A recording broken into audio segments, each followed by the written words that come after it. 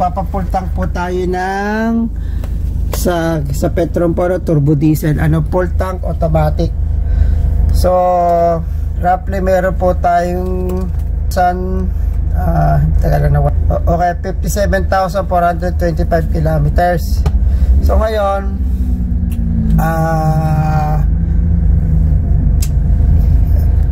pupultang po natin ngayon to, magpo-fuel test po tayo na full tank.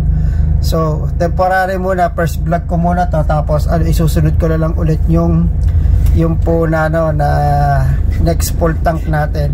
So ang kinarga po natin ngayon ay turbo diesel na sa Petron po tayo. So galing po yung kanina sa may ilaw na yung sagad na, siguro malamang yon lolo na, kumbaga lolo level na. So 57,423. Sa susunod po magbablog po tayo dun po sa kung yung po na konsumo natin na kilometers versus liters. So ngayon po 56.58 po ang turbo diesel, 56.58. So roughly nakaka 35 liters na po tayo. 37 liters na. So nakaka 2,002 na po tayo.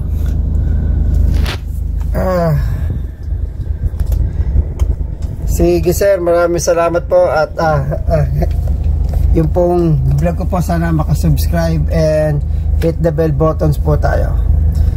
Guys, maraming salamat and good day.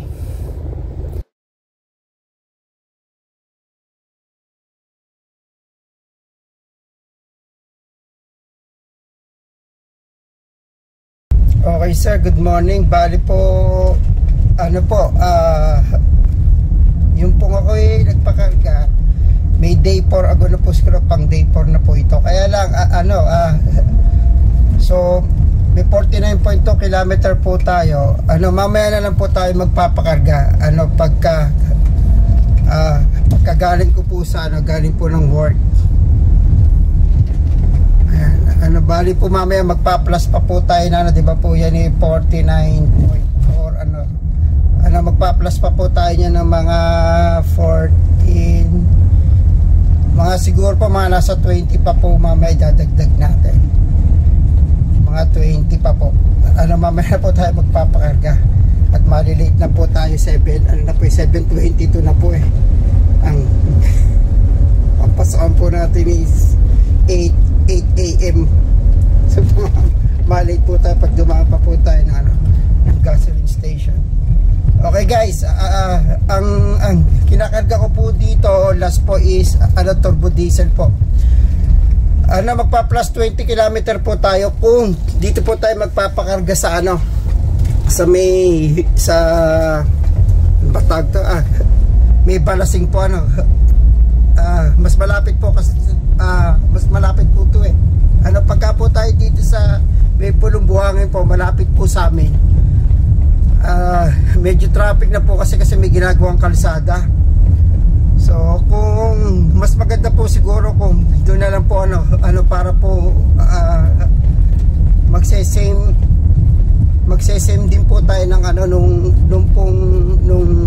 nung first po na nagpakarga po tayo, then yung second yung pong sa full tank. So same po ng ng pump station. Okay guys, sige mamaya po pipilitin po natin doon na lang po tayo magpakarga. So magpa-plus po tayo na approximate mga 28 kilometers po, ganyan po, mga 20 to 29 kilometers pa po ang i-add natin guys. Okay po, have a good day and have a blessed rainy days. Maraming salamat po and good morning.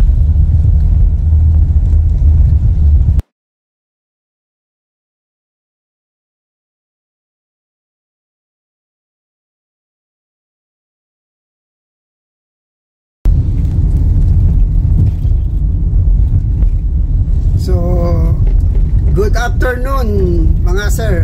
So bali ang dinadaanan ko po, kasama po sa fuel test ko, para makita nyo po doon po sa mga gustong bumili, yung pong mga second hand po na Grand Starex. Ayan po, bali ganito po ang daan ko. Ayan, ang average na speed natin ay, kailan mag-ilaw tayo ng para kita. So ayan po, naglalaro po sa 40, 30. Ayan po, ganito po yung daily routine po natin na ayan po, ganyan po yung ating speed. So nagdadrive po kasi tayo, hindi naman natin pwede po yan.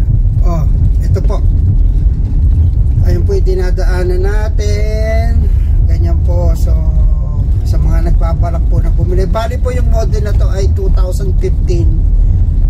Po to swivel seat yung model, BGT matic po siya,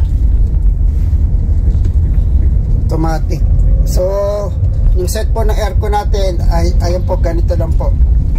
Iyan natin ang angulo. So mag-isa lang naman po kasi ako dito sa sa sasakyan. Ayan po, ito po ang ating ruta. So sana magka-idea po tayo doon po sa mga gusto po bumili. Yung po mga nagbabala kasi po, ito po kasi Grand Starex, face out na po kasi itong new model na ito. May pumalit po dito na Staria. Ang ganda po ng Staria, yung pong 7-seater nila. Share ko na rin po yung pong 7-seater nila na Staria.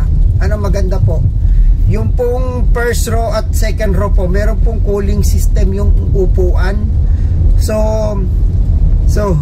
minsan po kasi, di ba, nagdadrive po tayo, naiinitan po yung likod natin, medyo bumibiling tayo. Pero pag yun po ang gamit nyo, super comfy po siya. Kahit po yung po na Grandia po na yung Elite, wala po siyang ganong, ba tawag doon, wala pong ganun pong features. So ang meron lang po pagkakaalam ko po na banon ay yung pong Staria. So mention nyo na lang po kung meron po kayong van po na alam na na may cooling po yung seats, yung po kanyang upuan. And then yung pong Staria, ang laki. May vlogs po ko nun, hanapin nyo po. So ayan, malapit na po tayo sa gasoline station. Ito po, yung pong pagkakarga ko po siguro, dito na lang po siguro, mas malapit po ito kung lilipat po kasi ako sa isa po na gasoline station, medyo malayo dito po ba? Okay, sige, sundin na lang po siguro natin yung pong pinagkargahan ko po nung una, para po na same pump station po tayo. So maiwasan po yung bakit diyan ka nagpakarga, di ba? Baka mamaya hindi naman calibrated yan, kumpara dun sa isa, di ba? So ayan, sige, doon na lang po tayo magpakarga. So ito po, ang bilis lang natin, basta naglalaro lang po siya sa 30-40 km per hour lang po ang ating speed. May dinaanan po kasi tayo kanina na na downtown, medyo na traffic. Pero naman hindi naman po sobrang traffic. Tumatakbo naman po tayo siguro po mga 10 to 15 km per hour na konti lang naman po yon. Baka po mga 200 meters lang naman po yan, tapos dire-diretso po ulit. So yung ruta ko po kanina is po yan, 13.9 po, one way, 13.9 po yan, sakto. Okay, so galing po tayo sa kanina po to, nasa 48 po kanina to, mga something. Ngayon po nagka-clock na po ng 73. So sakto na po natin dun sa sa same pump station po, para po malaman po natin. Malapit na po tayo, siguro mga 2 kilometer na lang po, nandun na po tayo sa may petrol po na pinag gasolinahan ko po. Yan, nag-uulan umuulan po ngayon. Okay, sige po, doon ko na lang po continuous po yung ating video. Okay guys, nandito na po tayo sa gasoline station. Turbo diesel po tayo. Okay, sige. Okay, mag-start na tayo kung ilan. Wala daw silang resibo. Sabi ko, sige ka ako, okay lang. Picture na lang natin yung total ng kilometers. Tapos, sige, calculate na lang po natin. Gano'n siya na 74.5. 74.5. Ito po, pusin natin. Ayan, ito po yung yung kilometers natin. 74.5 ng trip A. 75 pala, sorry. 75.4. Sige. Trip A, lang ito trip A tsaka trip B. Parehas naman eh. Matik lang matik.